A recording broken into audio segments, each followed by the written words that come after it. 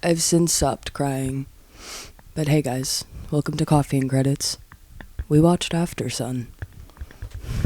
Great summer movie. Really not what I was expecting summer movie, but you know. If you guys are like us and you like to watch movies seasonally, we recommend Aftersun, directed by... Oh no! Wait, I have we my we saw it less than an hour ago. I have my Apple ecosystem up here for this exact Charlotte purpose. Wells. Charlotte Wells, that's right. Charlotte Wells. Susan Wells. Shouts out, as always, to Charlotte Wells. We know you're watching. I have a bone to pick with you. You know, there's a lot of summer movies to watch every year. There's Mamma Mia. There's Grown Ups. I was just to say, yeah, Grown Ups 1 and 2, I think. I would say The Hangover qualifies. Yeah, definitely. It's definitely in there. And, Aftersun, you could definitely put in there, Yeah. Jaws. Maybe right after one of those family-friendly movies with the family, get a little tone switch after. You know what's also a summer movie? Doom Generation. That's... Wow, yeah. It is a Put summer that one movie, on for though. the family. See what happens. I get, cold but dry cold vibes. Like the desert in the winter. No, it's When did- summer. When did Is we it watch summer? It's it? like red, white, blue. It was a couple... I'm gonna check Letterboxd. I think it was cold. It was cold in here. I wish it was cold We in can here now. carbon I'm date hot when we in watch the here, movie. actually. I just have to find the review. While he finds the review, let me tell you guys. Or do you want to tell them? God. You had your No, go hand ahead. up. I'm just saying hi. Oh, hi. Hey. This is my preface. I watched Aftersun months ago because Sean watched Aftersun months I'm Sean. ago. This is Sean. And I watched it while I was getting ready for work because, as every A24 movie does, it allows for multiple minutes of break between important scenes. There's a lot of holding on shots in this movie, which I think is good. I think it's like you said, it's a good break between because a lot of this movie is important hard hitting scenes, so it's good to keep breaks in between. Yeah, which is also a point I have a thought in my mind, a thesis on the breaks, and the camera just got out of focus. No way. Come back. Wait. Hold on, I'm gonna be weird and go close to the camera while I keep talking. No way. But are we in focus? Yeah, we're good. If I move away? We're chilling, I think. Welcome back to Coffee and Credits. Welcome back to Coffee and Credits. Are you in focus? I think Viewer, so? are you in focus? Yeah, we're in focus. But so my preface with Aftersun is that when I was getting ready for work that one day, I caught on to the scenes that had dialogue and that things were happening in and that had plot development. I don't look at my elbow. Ray texted me hate about my elbow. We're not looking. We will be sending Ray this clip. So I have to text him back. So yeah, great follow-up for what Sean just did. My experience watching Aftersun was that my dad died when I was young. What? So, yeah, I forgot to tell you. Fuck. But when I was a wee, my papa died. So I knew that Aftersun was about dead dad content, is what I call it. And I don't watch dead dad content. I don't consume it. It hurts me. I don't like it. But Sean was like, I really think you would like Aftersun. And I was like, you've never steered me wrong. So I watched Aftersun and it hurt me, but it didn't really ow. Yeah, it didn't really settle in the pit of my soul. You know what I mean? But I kept having the thought of I need to rewatch it, don't I? So lo and behold, this podcast we have, we decided. what's it called? Coffee and Credits. We're gonna try not to abbreviate it. Yeah. Speaking of abbreviations, fans of Coffee and Credits, in the comments or in the Spotify reviews, you can leave reviews on Spotify. We'll take those as comments. Can you tell us what you would feel comfortable with the abbreviation of our show being called? Because it can't. We came to the realization off camera that we can't really call it CNC. It can't be that. If you know, you know. If you don't, good. Yeah, keep it that way. And we tried calling it CAC before, and that sounds bad and weird. I think C and symbol C is like fine. But we can't say that in like our voices. C and C. Oh, It sounds too. Yeah, no, you're right. I think we CC. write it out. I think we write it out C and C.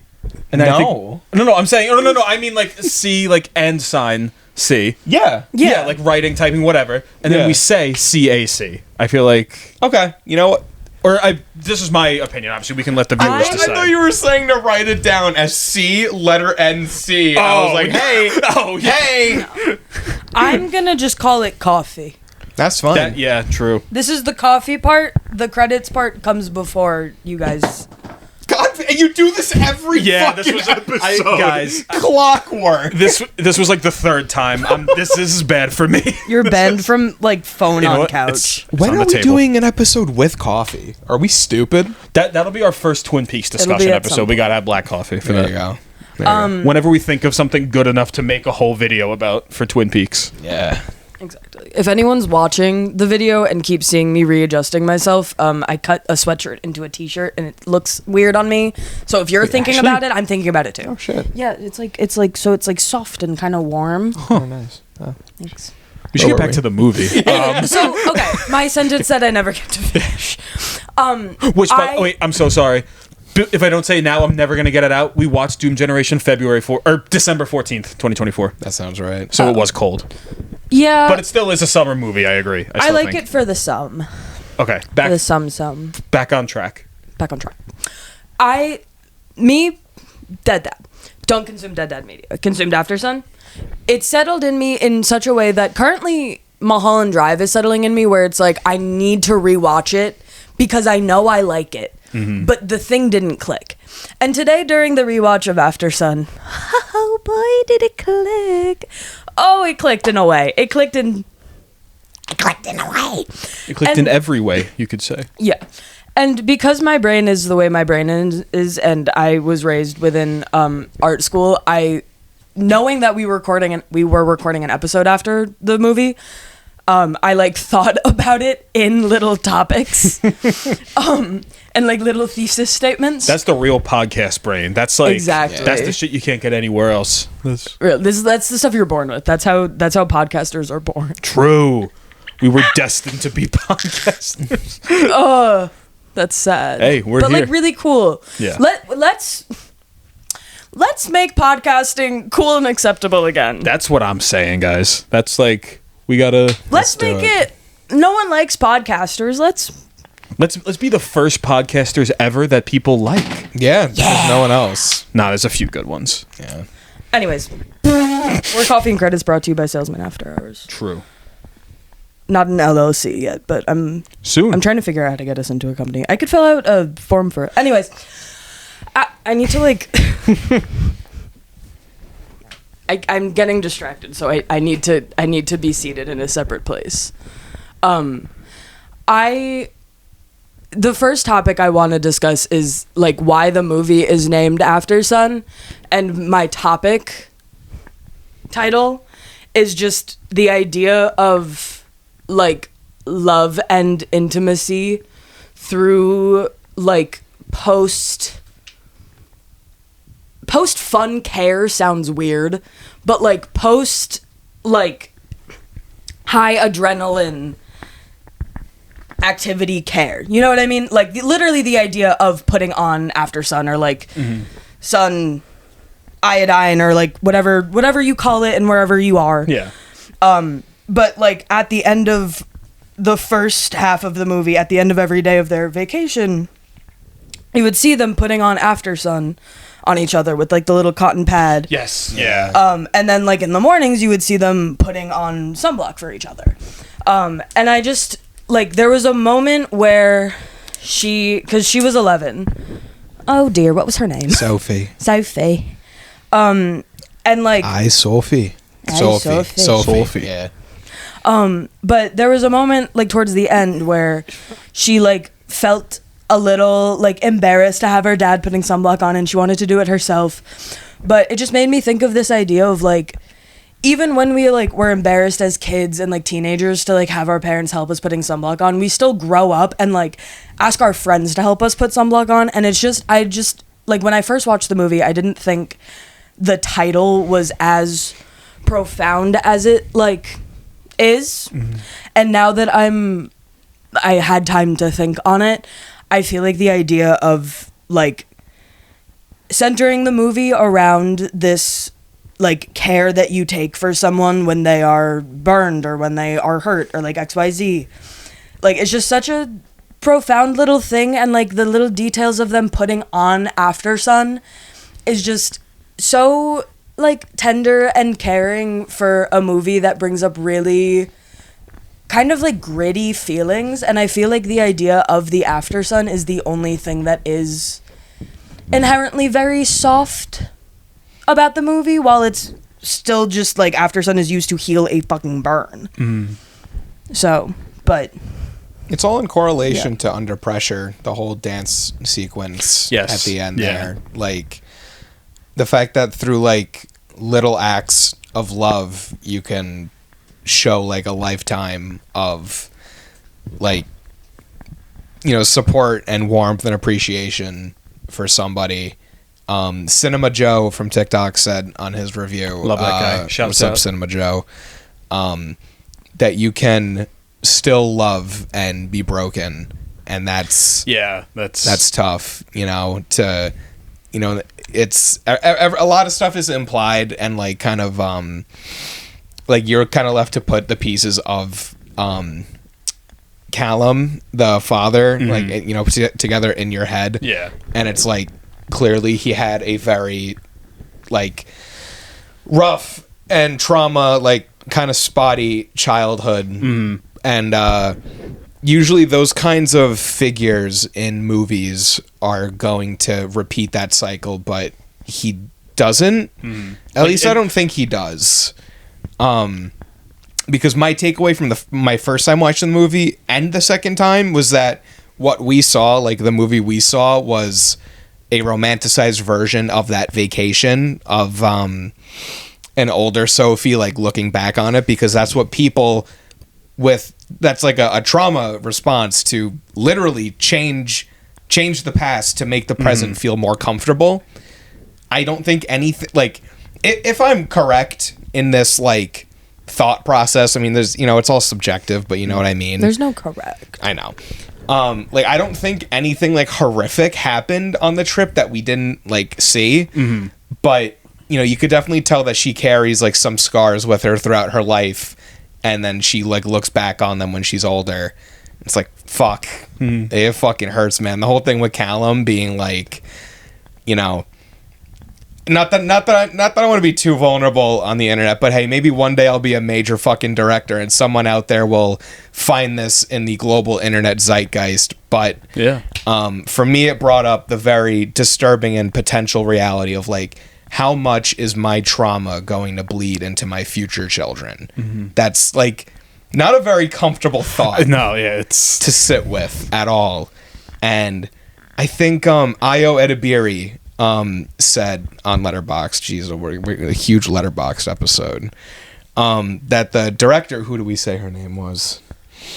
Wells. Catherine? Yes. Charlotte Wells. Charlotte Wells. That these are very, like you said, gritty and like a lot of painful and hard to swallow themes. Yeah. But she said something along the lines of Ayo said. She said that Wells like holds your hand through it very gently, and it's so warm even when it hurts. Yeah.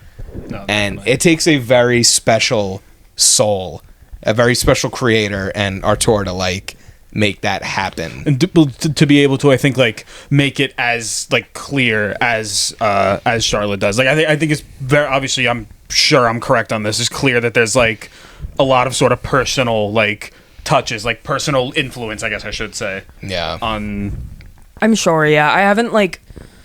I didn't do my required reading. There's 3 pins that I've put, and I swear to God, the train is like going to all the stations. But I was watching so many David Lynch interviews this morning because I miss him. We all do.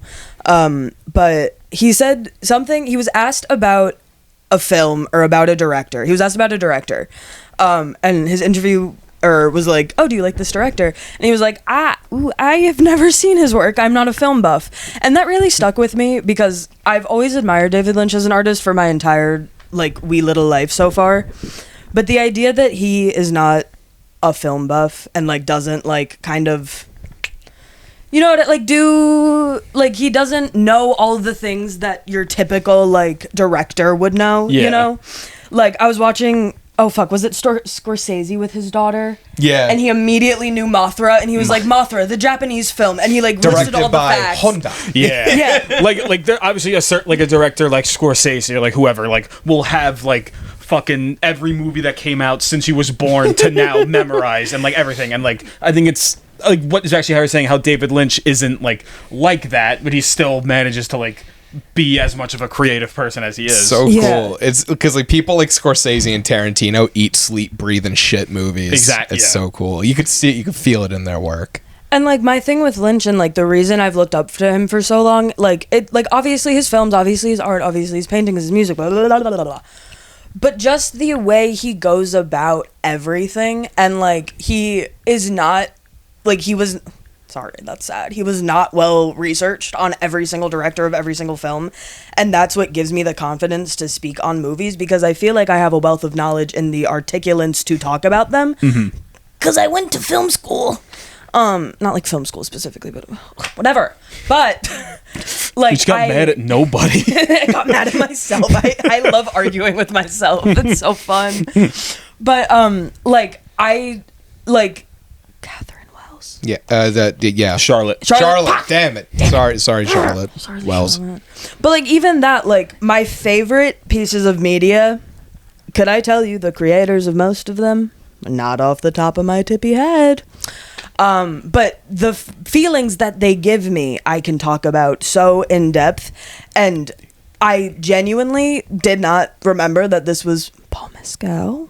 Paul Mescal, yeah. Until when Sean said it. Such a good actor. Yeah, he's great. Like, I can't put names to faces, but I can put feelings to events, and this movie as an event feels very feelingy, and to the sense of, like, it feels romanticized. I noticed so specifically in this watch of it there, because I don't think either of you have seen The Florida Project, right? No. Florida Project, another A24 film. A24, they do. I gotta add this to my A24 rant. Yeah. Holy shit. They do, like, A24 does the damn deed. Say what you will, say what you wanna about A24, they do the damn fucking deed. And something they do so excellently is illustrating and describing childhood and childlike experiences. And in the Florida Project, it was fully from the child's perspective, and it was just the most magical, guttural, again, gritty movie that I have ever seen. And I love the Florida Project. We have to watch that soon. Catch the next episode. Not the next episode, but catch an episode of the Florida Project. An episode in the future. Exactly. But I feel like for the first half of the movie, it was from Sophie's perspective because Sophie had the camera. And then there was a moment, it was very brief, but there was a moment where she was on the camcorder recording her dad, and she gave it to her dad. Yeah, because she wanted to zoom in, and he said, Yeah. here, like, hand it over. And he took it, and he was filming her for a little bit, and then right after was a shot of him standing on the balcony of their little hotel room, I guess, which we know is very high up, but it doesn't look very high up. But he's standing on the balcony with, like, this, like, superhero fucking pose, and I think that's the moment that it kind of, I hope no one sees my feet, that's the moment where I think it kind of switches to his perspective, and that's when it gets a little grittier, and that's when you hear... I think right after that is the karaoke scene, I think, or soon after. Definitely after. You're saying when the switch happens. It's soon after that. Yeah, we literally just watched it. It says a lot about us. I think it says a lot about the movie that we can't remember because my feelings are high, my thoughts and recollection is small.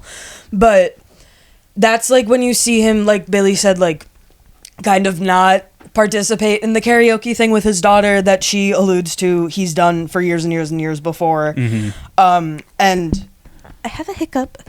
And that's when you see him walk into the ocean. fuck up his shoulder, and oh my god, hiccups, and like essentially for lack of better phrasing, lock Sophie out of the room. Like he wasn't intentional about it, but like he was fucked up, you know. But my like, because again, my papa died when I was wee, but trauma when young makes you remember clearer when young, or less clear depending on what happens to you.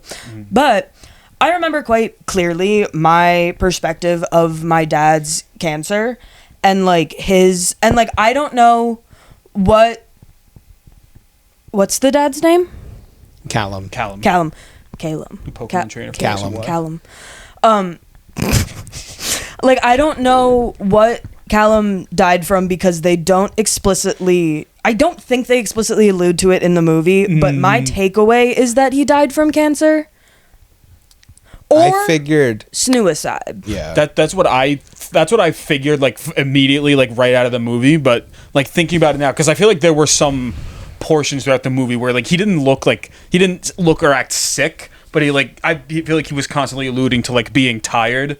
And Yeah. like, Oh my God. I know that's Because when fucking Sophie was on the bed, yeah. she was talking about like when your bones just feel like they don't work, Yeah, and you're just so like, it's like the fucking weight is like unbearable, and it's coming from like her age is kind of like, well, she was 11. She had just turned 11.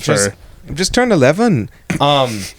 Like for an 11-year-old to say that it's incredibly profound, but for her father, who, you know, is clearly like traumatized from whatever was going on in his childhood. Her father, who's going through like like in her mind, her like that entire experience is just like being tired at the end of the day, Yeah. and for him, it's like it's his like trauma, it's everything that he's gone through, and It's so like fucking tough, man. well, it's kind of like that juvenile first experience, because she also like she has, like I said, like when you experience trauma from a young age, you're forced to grow up really young, and she experienced, or again, it's alluded to the fact that she experienced their divorce when she was really young. Her parents' divorce, obviously. yeah. And like there's just so many points in the movie where I know this director and the people working on this movie, or whoever it was, magic fingies behind the action, had a father die at a young age. I knew I was gonna cry, but don't look at me, shut up, go away. That was my Letterboxd review, by the way. But the moment where she just goes, I just feel down. And she doesn't say sad, she doesn't say tired right out of the gate. She just says down. And I remember for the first time trying to tell my mom that I was depressed. And I remember saying, I feel so low. And I don't know why, but it's like I just can't move my body. And the way she describes it is like that of an emotionally intelligent child that should not be emotionally intelligent for a child. And like there's like when she's describing this feeling, like these are my points to why, because it could be cancer, it could be suicide, it could be a combo, you know? And like my dad died from cancer, so I have the experience of having a dad die from cancer at too young of an age. And like there were just very subtle things in that, like when she was describing how tired she felt, he didn't like really pull her any direction, but he spat at himself in the mirror. And that was such a fucking like damn. Yeah, like he like spat at himself, and then immediately like he's like back up, like okay, like let's go, like let's like he gets whatever else out, and then he's just fine for. And it feels fine, like but you know what I mean. It feels like this like very angry, like I am dying and there's nothing I can do about it. Like, and I remember when I was younger, my family would always tell me how angry my dad would get because he was dying, but I didn't see any of it because I was a kid. And this movie just gives such an insanely beautiful perspective on actual how did it get there again? I forgot. You gotta be studied. Billy's in a timeout. You have to pray. Pray to whoever you want. But he's praying to his phone. Please don't fall again. Please don't fall again. Please don't fall again. Fuck. But like the movie does such a good job at showing, like, again, whether it was cancer, whether it was suicide, whether it was a secret third thing, it just shows this idea of he knew he was going to die. And I think that, like, the spitting in the mirror kind of thing, the not going up with her for karaoke, the not really caring if she made it back safe kind of thing. Like, again, cancer, suicide, it's arbitrary. He knew he was going to die because those are the actions of someone who needs to separate themselves, who knows they're leaving and needs to separate themselves because the hurt of being so close to them while you leave is so much more than if you were to separate yourself. And that's such, like, it's such a crazy psychological thing that I was told in my wee days of, like, learning how to cope with, like, friends moving away and stuff like that. And, like, I felt like since he knew he was going to die, he was trying to push himself further and further away from Sophie so that the hurt wasn't as intense. And that psychologically is a subconscious thing. Like, obviously he wasn't trying to push his fucking daughter away. But, like, just the sentiment that he knew he was going to die and he just let Sophie, like, live and breathe and, like, XYZ. And, like, my only point for... Well, it goes for both. You know what? I think the way he dies is arbitrary. But, in the, like, flickering, the dance end scene... Yeah. When it's flickering to adult Sophie, and I can only assume, like, either her grasping at the memory of her father or her, like, watching her dad die. I can't tell which. Like, he just looks so pale and so sweaty and so, like, drained of life. And, like, that's just exactly how I remember my dad being all of the time. And there was never a time where I saw him look physically well, but he never let me feel that. And that's exactly how it feels, like, how their vacation was, you know what I mean? Where we knew he was in so much pain by the end of it. Like, so much excruciating pain, but he still wanted Sophie to have the time of her fucking life. And, like, it's just such an interesting perspective to see, like, or to realize at my big age of 23 that, like, I never thought about until this movie how my dad was coping with, like, leaving his child. Hey. And, like, I would include my mom, but that's complex and we're not getting there. But like, I can only imagine, like, the only sign I saw of how serious it was and, like, how big and complex the feelings were, like, seeing or hearing my uncle, like, screaming at his mom, my dad's mom, like, screaming at his mom and, like, just in a fit of fucking grief. And, like, I was, like, ushered out of the house. Like, I wasn't allowed to hear that. And, like, I was so protected only to be left with, like, questions and confusion and pain.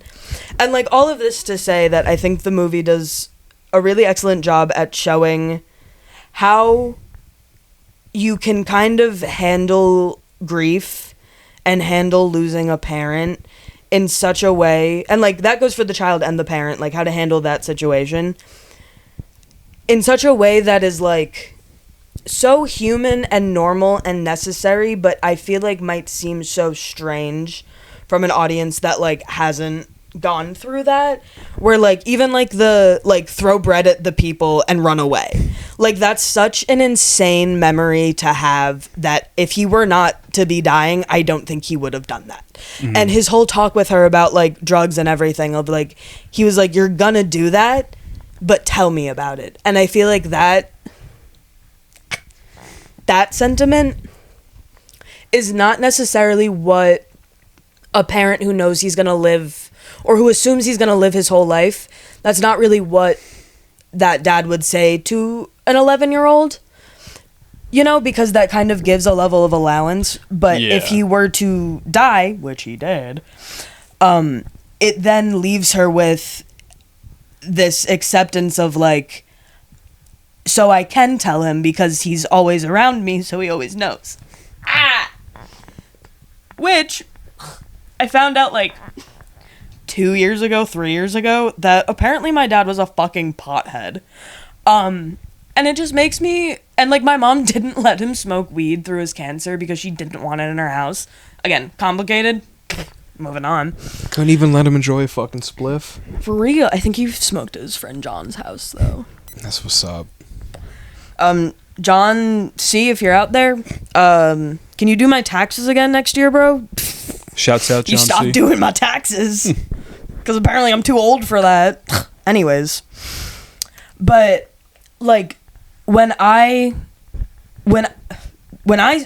We're far enough into the episode where I feel like YouTube won't kill me for saying when I smoke weed.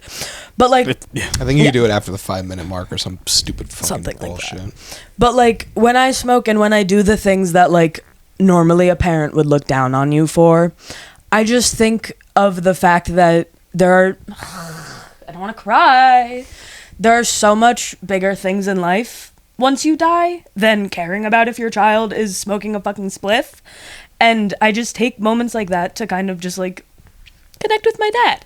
And have this moment of, like, you don't care that I'm doing this. I don't feel judged. And the biggest thing a parent can give a child is fear of judgment. And that's all I know. Not to be dramatic. Trying to lighten it up. But that's, like, all I know. And I feel like if you're out there listening and you're connecting, like, you know exactly what I mean.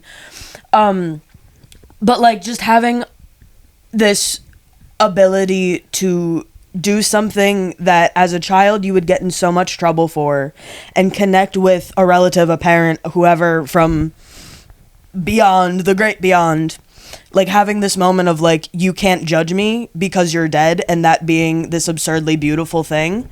And I feel like that last scene where he like is telling her like, if you do drugs, just tell me. If you do this, just tell me.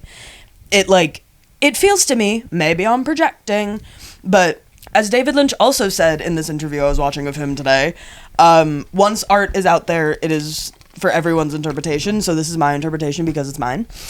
But it just feels like this reminder or like this foreshadowing of like, I won't be here physically for you to tell me, so I cannot judge you, but tell me at my grave. Kinda deal. You know? Ugh. You want me to follow that up? Wait, let me bring it to a part that we can follow up. Okay. Let's go with, because these guys have both their parents. My fault. It's kind of crazy. It's not crazy. I got 2 of them. They both got 2 of them. I have a dog named Barely, and he's a Chihuahua. That dog's sick as hell. I gotta meet. He's fucked so up, fucking dude. shitty. He sucks fucking shit. We'll have a after hours interview with my dog Let's episode. go. I gotta talk shop with him. He's just gonna bite your hand. I'd like to see him try. But it'll be like a... Enough about Barely. I was gonna say with Sophie, I think what I love about her character so much is that like there's very few things on this planet where I could say like we all have something in common, but the 2 things I know we all have in common is that we were children and that we will die. Mm-hmm. And big on that. I think what's beautiful about Sophie's character is that I would say about 99.9% of the human population can relate to her feelings in this movie, because she never outright says them, but like you can like actively see her throughout the film, like be like even in the smallest, like most minute ways, like she feels so small because of her age, and she wants so badly to just skip to the part where she's an adult.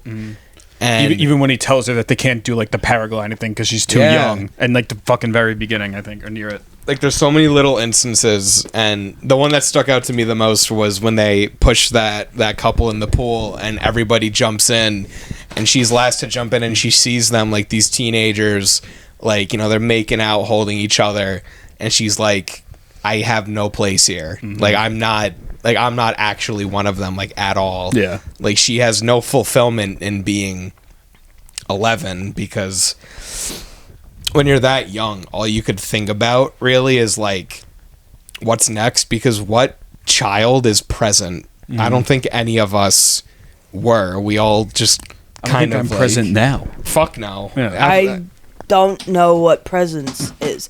But even like the karaoke scene, I feel like that was like that kind of like, if you haven't noticed it yet, here's this giant fucking thing. Because I feel like every kid, because like I was not confident enough to go up and do karaoke by myself as a wee little baby, but I feel like every child can relate to that, like all eyes are on me and I'm doing something big, and it's big and I haven't done this before by myself, and everyone's looking at me, and I don't have my parent to hold my hand, and like holy shit, and like just the way, and like Sean, he always brings up the point of like, this is the Biddy Sophie, like that's her first acting role.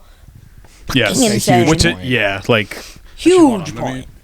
And like the way she conveys childhood awkwardness. Frankie Corio is the actress. Excellent Shouts out, fucking actress. seriously. Yeah, I insane. think, yeah, the way she conveys that, like, exactly what you're talking about, like, that small, like, holy shit, I'm experiencing the world, but I don't know what any of it means. Coming of age, I'm 11.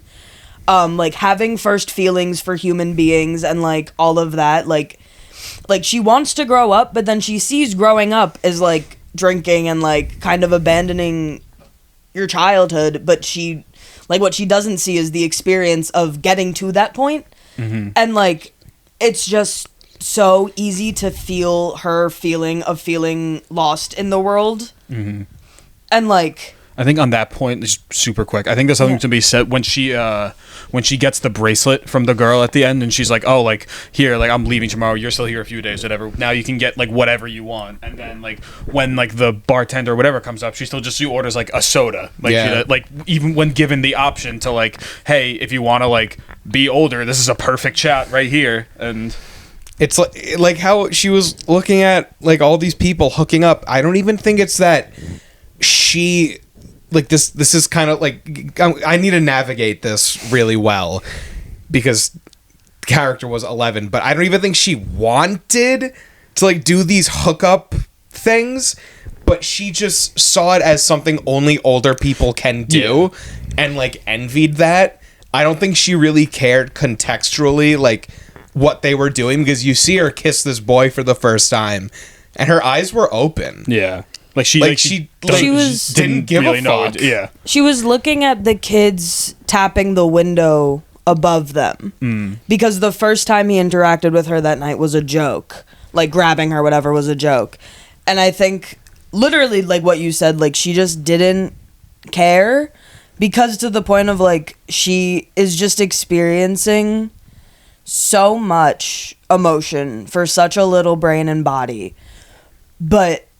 a brain and body that understands the complexity of trauma and understands the complexity of loss and change, where like she had what is supposed to be such a pivotal moment in like any young girl's life, like their first fucking kiss.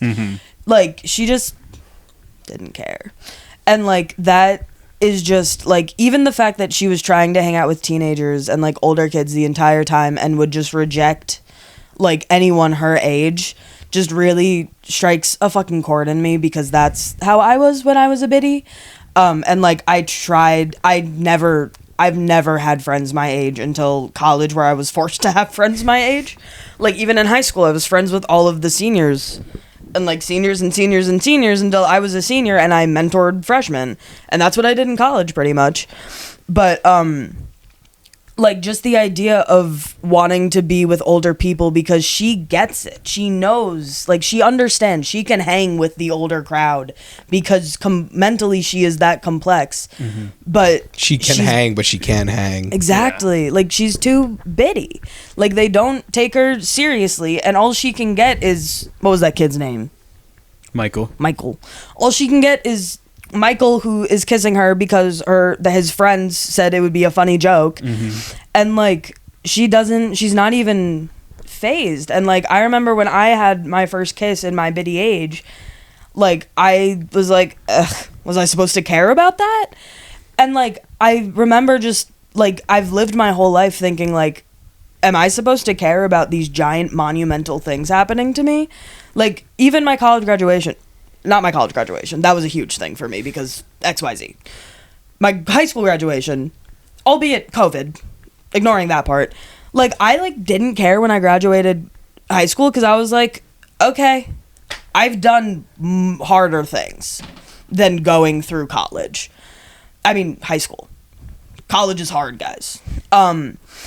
But like the emotional maturity she has versus her dad trying to get her to be a kid versus like him also trying to like cope with his big age and like his assumed loss of life is just such a fucking like, for a movie that has so many moments of being like calm and silent and giving us moments of like rest and thought.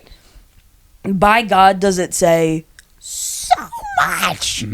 On that point, quick, I'm thinking of the scene on like the charter boat, like the fishing boat or whatever, when he's talking to the guy, and I forget exactly how it comes up, but when he was talking about like what he was gonna be doing like when he's 40 years old, and he said something along the lines of like, oh, like I don't know if I'll make it, or like I don't know if I'll be at 40. Yeah, I'm surprised I made it to 30. Yeah, Yeah. Something along those lines. But it's more on that, like the thing you were talking about. Yeah.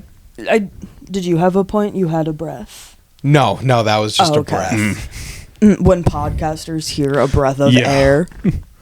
But like that to the point of like he knew he was gonna die, you know? And like even in like as I, a wee suicidal baby, trigger warning. I was gonna say we gotta put some at the beginning of this episode. Yeah, we'll put a thing.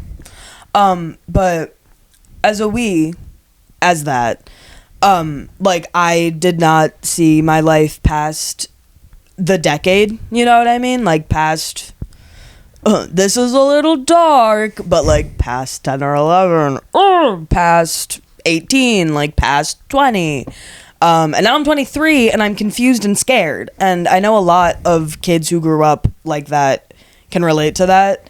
Because one, I went to art school and I found a lot of people like that. Because we all become artists. But like also just having that view of life, like there is so much that I can't bring myself to like care about because I'm so fucking focused on trying to like keep it going.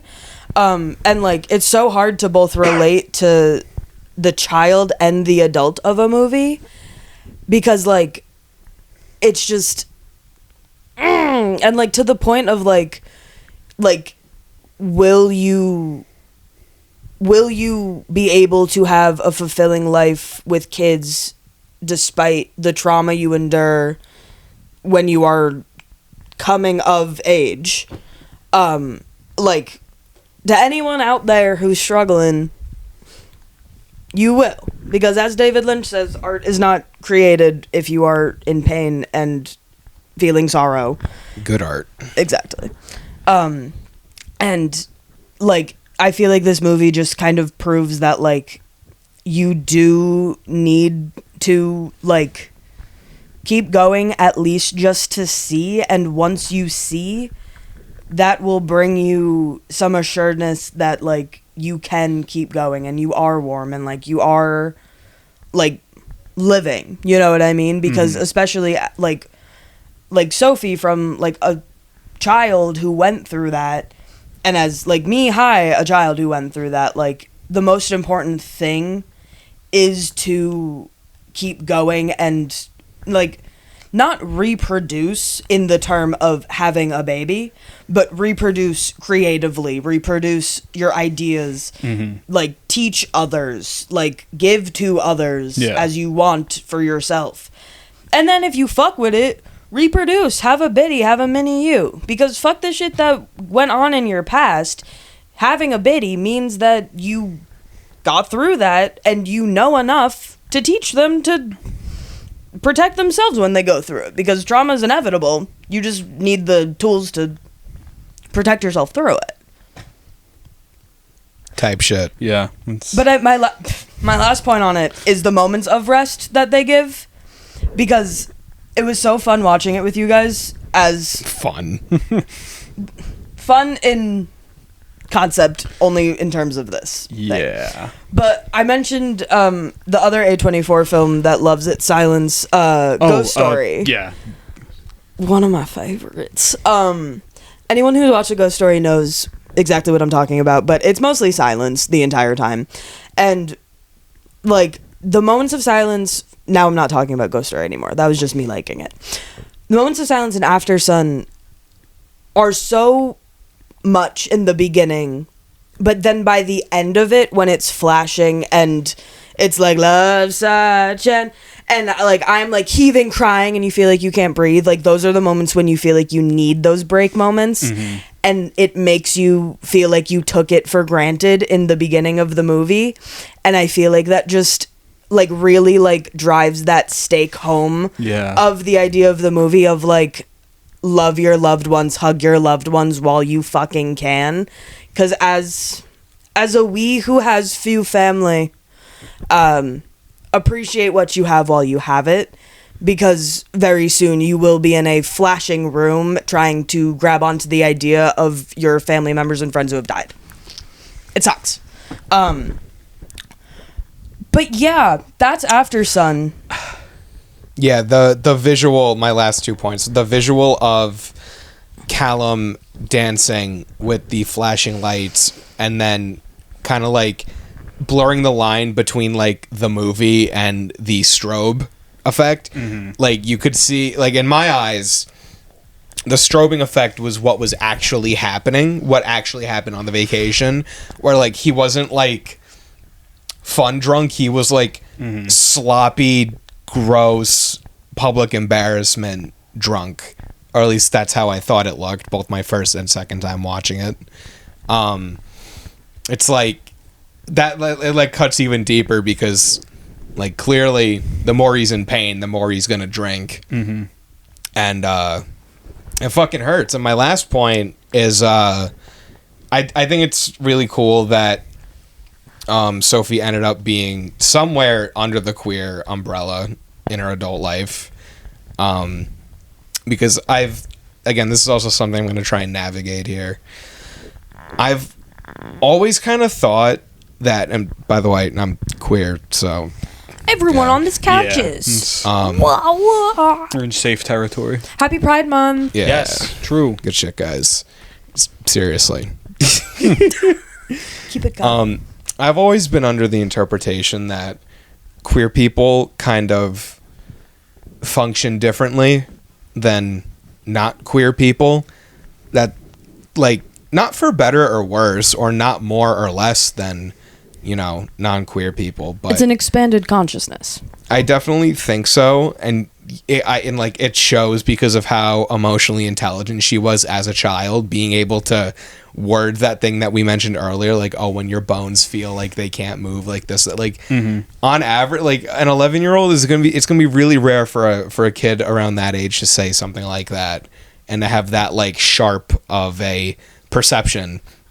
And I think it definitely shows that she's queer. I think like it definitely tracks. Yeah. And it's very beautiful. That's my last point. Yeah. Yeah.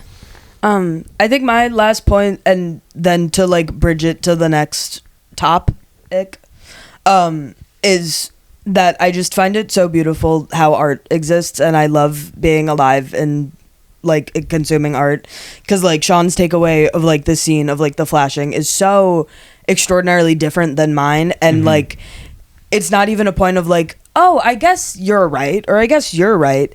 It just exists in two, like, he took it as like that was the realistic version, and I took it as like this like kind of like foreboding future, flashy future past, like bibbity bobbity, but like that's also like the art I make, so that's my perspective, and like that's how I view it. And I just think like I love art. I love how art is, and I am trying to make myself happier and not think about my dead papa. Which brings me to think that we should talk about Mission Impossible.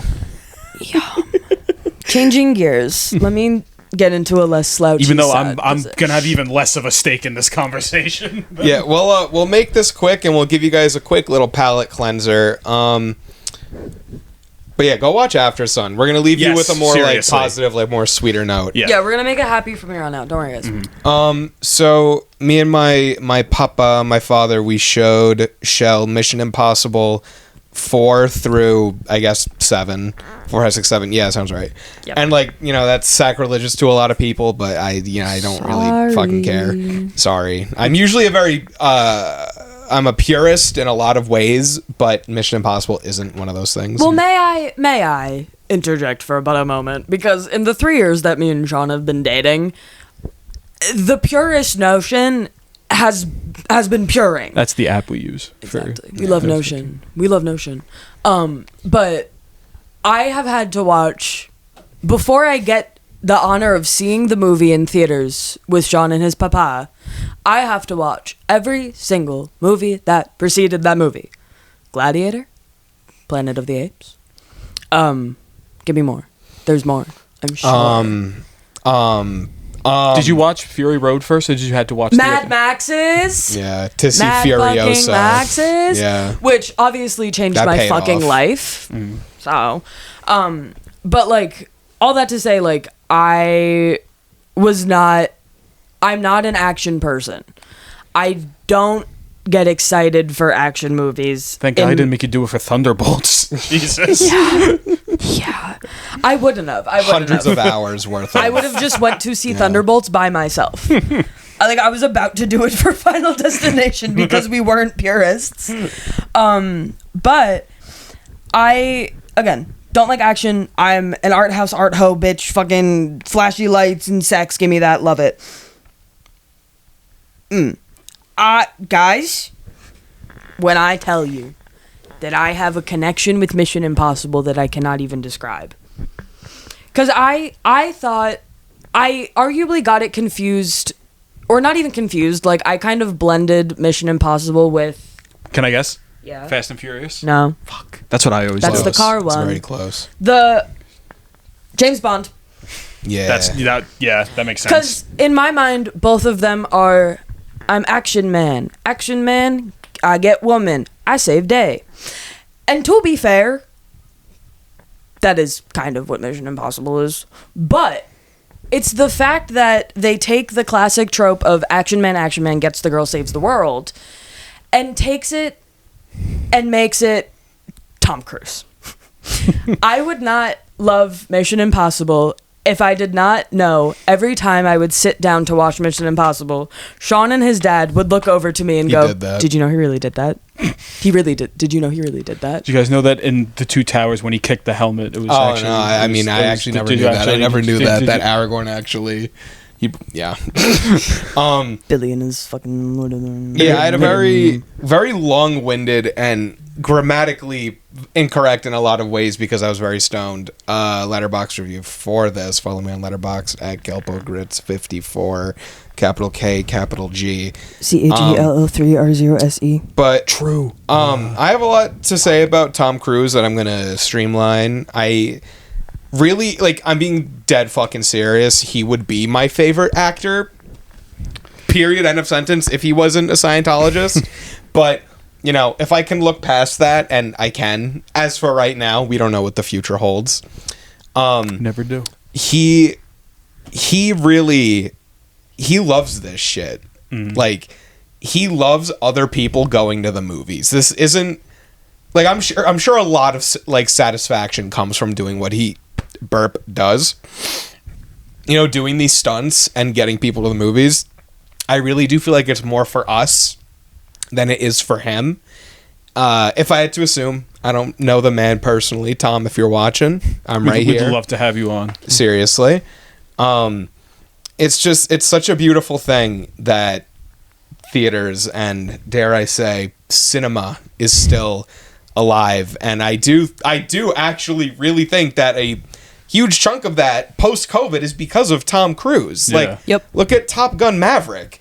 That, I would say, was the pinpoint post-COVID that people started going to the movies again. Yeah, because that was like, I think that was like what? That was summer 22, right? Yeah, it was 23. It was 22, I think. And because like people didn't rush back to movies in 2021, that didn't happen. Yeah. It really, like, I genuinely think Tom Cruise like saved movie theaters with Top Gun Maverick, and his continuous yearning to get us to the movies. I love it. It's such a thrill. He is such a thrill, and I don't know. I love it, man. The movie was great. I'm going to keep it really brief because Billy hasn't seen any of these movies yet. I've literally not a single thing. I'm going to watch I'm going to watch at least like one or two of them maybe over this weekend. I don't know if I'll start with 4 or I'll like watch the original. I don't know. I'll work it out, but I will be watching them very soon. So. It's going to be so fucking sick to rewatch this new one. Because it was my first time seeing a Mission Impossible in theaters, because I watched them for the first time last year. The one thing you told me about, I won't say it on here, but the one thing you told me, I want to see it in the theaters because of that. So what one thing? Which one thing? Doesn't really matter. The thing you told me about the turning the crank with the oh my god, with the aspect ratio.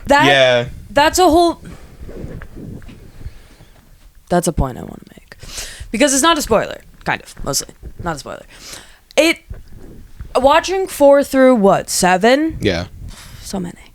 I did not expect anything like creatively bonkers from this movie, because the focus is always on like Tom Cruise doing that in real fucking life. He really did and that. Like also like the character dynamics, like his relationship with his team, and like the fact that he would do anything for his team, like that's the most compelling thing for me. And like also just like the anticipatory anxiety of like what the fuck did he put himself through this time. But going into this movie, I, again, did not expect anything bonkers. But, again, completely spoiler-free. When I tell you, my expectations in the first few minutes, I don't remember, like, what exactly it was. No, my expectation at the first scene was blown out of the fucking water. It did things that I have never seen Mission Impossible ever fucking do.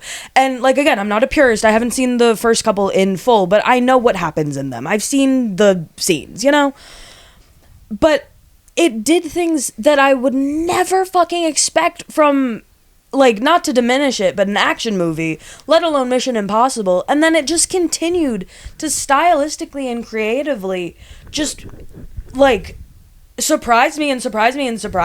And I, like, am still sitting here, like, the day after in absolute shock. And I would love to confidently say this is not recency bias. This is actually just pure shock from, like, oh my god, I did not expect those fucking chops from a Mission fucking Impossible movie.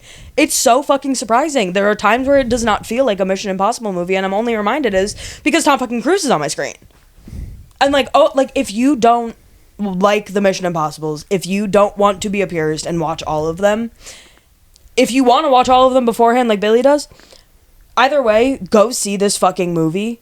I urge you, especially if you don't like Mission Impossible, because holy fucking shit. It tickled my little art house brain. Like, it had creative chops, man. I was really fucking happy about that. My last two little bitty points. And then I have one last topic. I said this on my letterbox at Couplegirls54. That we've seen villains like Thanos kill trillions of people with one action. And those are stakes. Those are, like, stakes. If they can't beat Thanos, then trillions of people die. the stakes in this movie is just the planet Earth. So much lower arbitrary stakes. It's 8 billion versus God knows how many people Thanos killed. But Them all. the stakes feel even like this felt like the highest stakes from any movie I've seen before. And it might have been because I was stoned. I chiefed my nart in the bathroom, and that usually, that usually, enhances feelings for me personally. But I'm sure even if I were to watch it sober, I could tell you that like this was the movie where for the whole time I was convinced. Not only I wasn't just thinking, I was convinced that there is no way that they can win. It cannot happen. They just can't do it because the odds are stacked that high against them. And they don't. Fucking and the movie awesome. ends. Yeah, they don't, and the movie ends. And it was oh my god. Exactly, because like I'd love to say this isn't a spoiler because Sean also kind of like just said it, but every movie you expect like either a happy ending or a resolution, XYZ, whatever. Like even when stakes are scary, like I remember seeing Endgame, I guess, in theaters. You did? I think so, yeah. I was brought by my friend group. Like the original, like my group of friends that we would see movies and then critically analyze them. My original, all of our pens just fell over. All of our narts just fell over. Like that first group just kind of like took me to see it. And like the whole time I was like, man, this is scary. I hope they're okay. And then I don't remember how it ended. I don't really care enough. Sorry. Famously, nothing at all happens at the end of that movie. Oh, because it ends like with the right? Yeah. Close enough. I don't care enough. But like that was one of the movies that like ended in the bad way that you didn't expect it to end. But this is a movie where you're thinking of Infinity War then. Yeah. That was the one when it ended with half of them fucking turning to dust. That one. Yeah, okay. The breeze that I just gave you, I need. But like that, I was like, oh, like I remember leaving the theater with the feeling of like, I don't remember the name of the movie clearly, but I remember leaving the theater with the feeling of like, okay, they're all dead. I'm moving on. But this movie, I was on the edge of my seat. The girl next to me, who I did not know, shout out her. I was metaphorically on the edge of my seat. I was sitting like this. I think literally for 2 hours, this girl was like this. Just fucking to our Spotify listeners, like, I'm leaning forward. After the first fucking scene, she was dialed in quite literally the entire time. And I shit you not, to everyone who goes to a movie theater, do that. Do that. Makes it better. That honestly. makes me feel more comfortable to then scream fuck, fuck, fuck, fuck, fuck, fuck during the IMAX giant peak of the audio. But like I did not for a second think that this movie was going to end the way it did. Because I felt so much doom and panic, I genuinely thought my heart would stop during the movie. The biggest takeaway, this is my second bitty point. 10 years ago, if you like told someone the plot of this movie, I thought you were going to say 10 years ago if you remember 10 years ago. I don't. If you told someone the plot of like this AI and like the power that it like obtains, it would seem really, really fucking far-fetched and stupid. But the movie makes it a point to say that one of the things that it's done to cause so much craze and stir in the world is to create images that are completely indiscernible from reality. You could come across a video of things I won't say fucking clearly, but imagine like some real world implications here. And the fact of the matter is that we're not far off from AI having that power. And that's really scary. Sandwiched in with like the rise of fascism in the West, because believe me, fascists will use AI to control you. Who would have thought? This movie genuinely scared the shit out of me. Again, I was stoned, so it probably got amplified a little bit, but I don't really care. It was terrifying. But I'm sober the whole next day, and I'm still thinking about it because it's really realistic in that sense, like thematically. So that's my final point for the final reckoning. I hope it's the final one. It kind of has to be. It's a perfect final reckoning. Thank you, Tom Cruise. Thank you, Ethan Hunt, the character. Thank you, Mr. Milchick. Mr. Milchick. Mr. Mel Tillman is in it. He's fantastic. They need to put him in everything. He is outstanding in it. But I if you want a real world example of kind of what Sean's talking about, is the idea that our generation, the 22, 23, 24-year-olds of the world right now, are saying on TikTok, I hate use it like saying out TikTok is the community that we have. Sorry, TikTok is the community that we have. It has to be valid. People have to see it as valid or start seeing it as valid because that's all the community we have. 1, this movie is about imagine if everything you saw on TikTok was fake. 2, that's kind of how it is. 3, so many people from our generation are starting to post that like they cannot discern between AI videos and real videos anymore. There have been videos that I've seen that are AI or claim to be AI that I cannot discern if they're AI or not. And some videos claim to be AI when they're not AI. And that, as silly as it is on TikTok and your Instagrams and your Reels, whatever, as silly as that is what this movie is about and the fear that should be coming from that. Because if we get to a point where we cannot discern real, actual media and content and news from that created by an AI, we are absolutely and undeniably fucked, and you guys are letting it happen. Sorry. Regulate it. You're letting it happen. Regulate it or get rid of it. I'll say this openly hands. because I have balls, but this administration is a disgrace to humankind and art and nature and everything. And if we want a livable future, they need to leave, even if, So, thank you everyone for watching. Well, no, I had a whole more topic. I'm so fucking tired. Then you can go take a nap. I have a whole 5-minute topic to bring it back from the impending doom of talking about AI. Guys, if you guys are tapped out, me and you. Hey. Guys, recently, they showed me GTA. That's true. So I've been getting into GTA. My friend Ange asked me what mission I was on, and I've been thinking about that for a couple days because I still don't really know what that means. There are missions in the story mode. Like they tell you to do things. In the story, not in the online mode. The one that we're playing, not there, but in the regular, the single player. See, I play online, and I have Billy put it on the setting where no one else is allowed in my world. It's just me. And so I get to fly plane and drive car and steal other people's car. And I just think... Don't leave out the murder. You've been killing a lot of people. Well, that's my whole point. I just think... And now stay with me, everyone. I think... As a 23-year-old who's discovering GTA for the first time, it is the most beautiful and wonderful thing in the entire world. I can do anything that the bad people of the world do on my screen. I can steal. I can use gun. I can drive a car because the government also won't let me have a car. It's just so magical and wonderful, and I love being whimsical and I love being alive for the time where I can drive a car and shoot people in a little screen and have no repercussion because then I can just call a man and have him get the cops away from me.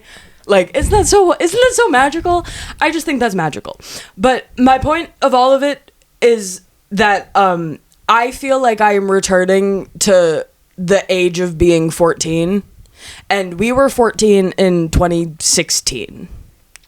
Kind of bars. Yeah. I know that for a fact because I did the maths. But everything's scary. I'll end it with this. Everything is scary and everything is sad. And there's very little peace anywhere. But pick up something from when you were 14. Not like being dramatic and suicidal ideations from when you were 14, but pick up GTA. Pick up, I don't know. When I was 14, I don't remember a lot of it because it was really scary and dramatic. But I listened to a lot of theater songs when I was 14. I was listening to some Suddenly Seymour this morning. Made me feel young and alive again. And everyone is jaded with life right now, and no one's hiring, and no one wants to keep going in the world and economy we're going in. But find peace in a little corner of the internet where it's not scary and filled with scary things. Like us. And go to the movies. Please Like escape us. and go to the movies. Exactly. Escape and go to the movies. Escape and create a fun page on Notion, because that is what I find peace doing. Escape and True. drive off a cliff in GTA, because that's also what I find peace doing. True. And like take all of the hate in your heart and fear in your soul and go drive around in GTA and steal people's cars. I think that's what we need to do. Because when That's what I I'm was saying. 14, and I know that my friends play GTA like after a long day, and I was like hanging out with them or like texting them, they were a lot calmer as people. You know? Like there was a sense of like I got my rage out somewhere, but then it would like return in the next like 20 minutes because they were like adolescent boys. But now that we're like regulated adults, it's so nice to take my rage out on a video game. That's what I'm saying. And this is what I've discovered at 23 years old. The only video game I played until that point was Simpsons Road Rage. So, go to the movies, go play a game, get off your phone, And watch Salesmen After Hours. and watch Salesmen Coffee After and Hours. Credits. Or listen to Salesmen After Hours. We're still Salesmen After Hours. Yeah, we're... But we're like Branch. coffee and credits. Yeah. Who wants to be and? You can be and, okay. You don't look like an Do you want to be and. credits or coffee? It's up to you. I'm fine with either. feel I guess your coffee. I'll be coffee. Okay. I fuck with credits. Thank you all for listening. Yeah, this is... Thank you for listening to Coffee. And... Credit. Oh. Guys, we just assigned the roles. Thank you for listening to Coffee. And Credits. Catch us at Salesman After Hours At on all coffee- on all socials. Coffee and Credits. We don't have social media for Coffee and Credits. Not yet. But follow us on Salesman After Hours. We'll make a social media when you follow us on Salesman After Hours enough. if you're watching this, you probably have the link, so just go fucking click on it. Yeah. Thank you. Thank you As for I always listening. say, you're smart. You know how to find it. Yeah. Toodles. Good night. Bye.